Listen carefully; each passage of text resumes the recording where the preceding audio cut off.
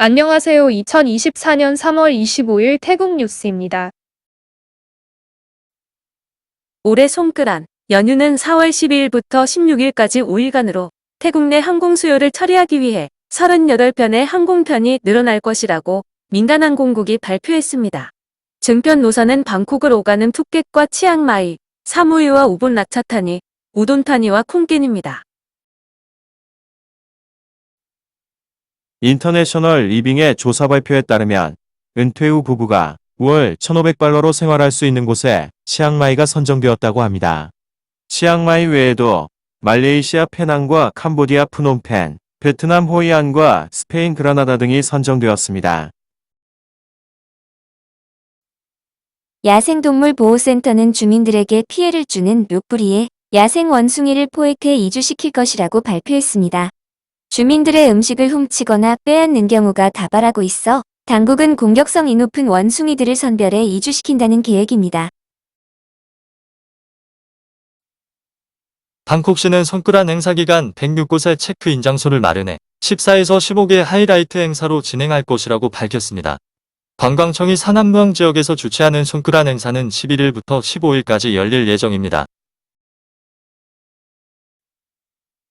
태국은 지난해 동남아시아에서 자동차 생산 1위를 차지했습니다.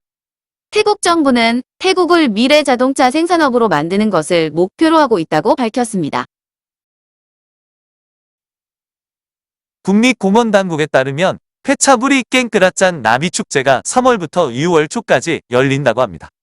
깽끄라짠 지역의 반끄랑에서 아침 8시부터 10시 사이에 나비를 관찰할 수 있다고 설명하고 있습니다. 대한민국과 태국의 월드컵 조별 예선 경기가 26일 방콕 아차망카라 경기장에서 열릴 예정입니다. 현재 티켓은 모두 매진된 상태인데 안표 거래 가격이 10배나 오른 상태라고 합니다. 한편 대한민국 축구 국가대표팀은 22일 밤 태국에 도착했습니다. 23일은 세계 곰이 날이었습니다. 태국에는 아시아 흑곰과 말레이 곰이 서식하는 것으로 알려졌는데 둘 다 태국에서는 멸종 위기종이라고 합니다. 고속도로국은 방콕과 깐짜나부리를 잇는 고속도로를 송크란 연휴 기간 임시 개통한다고 발표했습니다. 현재 토목공사는 97.51% 진행된 상태로 공사가 끝나면 방콕에서 깐짜나부리를 30분 만에 갈 수 있게 된다고 합니다. 인도의 전통 축제인 홀리 축제가 태국 거주 인도인들이 참가한 가운데 센트럴월드 쇼핑센터에서 열렸습니다. 행사에는 세타 총리도 참석했는데 총리는 태국에 입국하는 인도인에게도 무비자 부여를 추진해 앞으로 더 많은 인도 여행객들이 태국을 방문할 수 있도록 하겠다고 밝혔습니다. 태국에서는 전기나 수도 요금을 일정 기간 연체하면 당국이 계량기를 철거하는 게 일반적입니다. 태국 SNS에는 요금 체납으로 계량기를 수도관리청 직원이 철거해 갔는데 이후 장시간 동안 수돗물이 쏟아져 나왔다며 사진을 게시했습니다. 유동성 위기를 겪고 있는 이탈리안 타이사는 직원들에게 급여도 지급하지 못하고 있는 실정입니다. 방콕 노동부 사무소로 직원들이 찾아와 현재 6,600명, 3천만 밭을 받지 못했다고 호소했다고 합니다. 이에 대해 회사 측은 빠른 시일 내로 은행으로부터 대출을 받아 급여를 지급하겠다고 밝혔습니다. 이탈리안 타이사는 총 2188명을 고용하고 있습니다. 피팟 노동부 장관은 26일 임금위원회가 최저임금 추가 인상을 검토할 것이라고 밝혔습니다. 10개 지방의 직군별 최저임금이 인상될 것으로 인상 시기는 송크란 연휴에 적용될 것으로 보입니다. 현재 태국 중부지방은 40도 육박하는 무더운 날씨가 계속되고 있습니다. 기상국은 26일 오후 6시까지 23개 지방에 폭우가 내릴 수 있다고 주의를 촉구하고 있습니다. SNS에서는 치앙마이로 향하던 장거리 여객버스가 깜팽팻, 무앙 지역 외곽의 도로에서 고장났다는 사진이 게시되었습니다. 승객들은 영문도 모른 채 5시간 동안 에어컨이 가동되지 않는 버스 안에 앉아 있었다고 불만을 토로했습니다. 이에 대해 회사 측은 사과문을 게시하고 승객들에게 무료 승차권 또는 100% 환불을 실시할 것이라고 밝혔습니다. 부동산 정보센터에 따르면 방콕과 수도권에 미분양된 100만 바시아의 콘도가 다수 있다고 합니다. 방콕 브라웻구의 남카맹송도로변의 콘도는 25제곱미터 크기의 스튜디오가 35만 바스로 가장 저렴했습니다. 빠툼타니 크롱루앙 지역의 21제곱미터 콘도는 61만 9천 바, 타냐부리 지역의 26제곱미터의 콘도는 69만 9천 바시였습니다. 방콕 분금 지역의 26제곱미터 콘도는 79만 9천 바, 빠툼타니 무앙 지역의 32제곱미터 콘도는 90만 바트였습니다.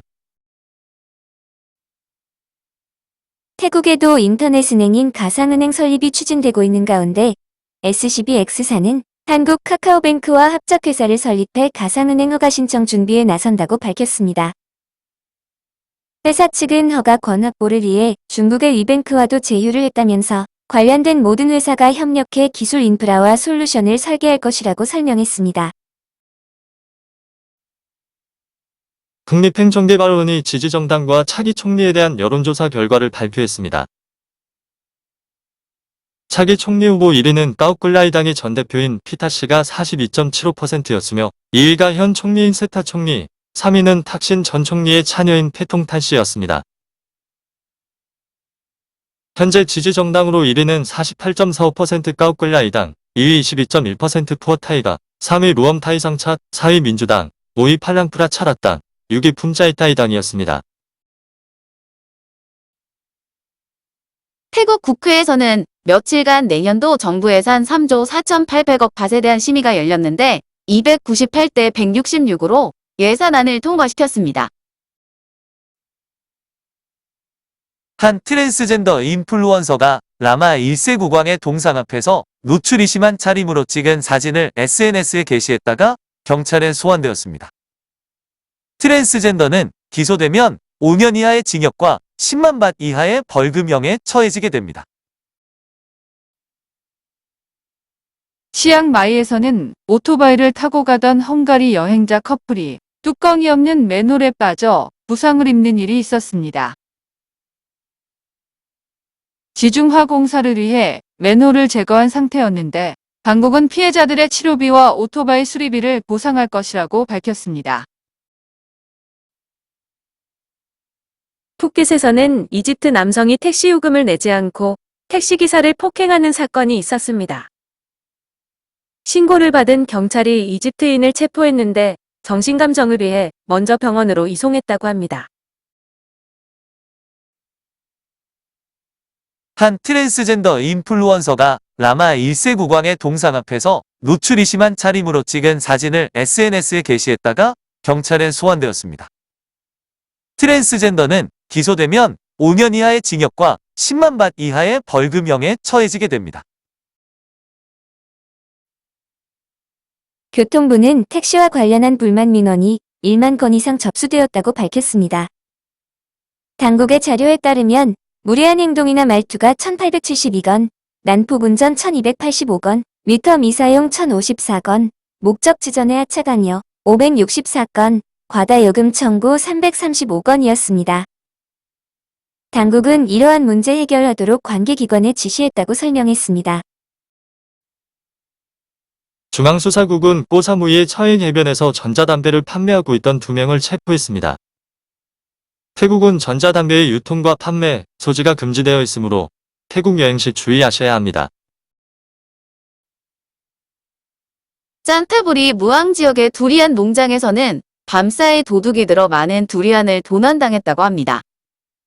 과수원 주인은 두리안 약 300개, 20만 바 상당의 피해를 입었다며 경찰서를 찾아 피해 신고를 접수했습니다. 중앙수사국은 로맨스 스캠 조직 6명을 체포했다고 발표했습니다. 이들은 2016년부터 온라인으로 알게 된 사람들에게 접근한 뒤 각종 거짓말로 돈을 송금받았는데 960회에 걸쳐 6,308만 밭을 사치했다고 합니다. 마약을 삼키고 태국에 입국하던 나이지리아 남성이 공항에서 체포되었습니다. 남성의 몸에서는 1.39kg의 마약이 발견되어 압수되었습니다. 방콕 라크라반 지역의 사원 인근 풀밭에서 사람의 유골이 발견되었다는 신고를 받고 경찰이 출동했습니다. 현장 주변에서는 여러 가지 서류가 발견되었는데 나이지리아 국적의 신분증이 발견되었다고 합니다. 식약국과 경찰은 송클라 클롱호이 콩지역에 위치한 불법 화장품 제조 공장을 단속해 40세 여성을 체포했습니다. 검거된 여성은 직접 화장품을 제조하고 질감을 확인하려고 맨손으로 화장품을 휘저었다고 합니다. 이렇게 만들어진 불법 화장품은 주로 온라인으로 판매되었다고 하네요. 사모사 콘그라툰벤 지역에서도 불법 화장품 공장이 적발되었습니다. 당국은 68세 남성을 체포했는데 이 남성은 화장품에 스테로이드 등 화학물질을 섞어서 온라인으로 판매하고 있었다고 합니다. 코팡한 경찰은 노동허가 없이 요가를 가르치던 46세의 폴란드 남성을 체포했습니다. 남성은 1810만 명의 구독자를 가진 유튜버였는데 코팡안의 요가 연구소를 차려놓고 외국인들에게 요가를 가르친다면서 성추행을 저지르고 있었다고 합니다. 이곳에서 요가를 수업받는 데는 한 사람당 3일간의 비용이 400에서 600달러였다고 하네요. 하마 지방에서는 시밀란제도 인근에서 다이빙을 하던 41세 한국인 남성이 배에서 의식을 잃고 쓰러지는 일이 있었습니다. 신고를 받은 해군 함정이 출동해 응급처치를 실시하며 하오락의 병원으로 이송했다고 합니다.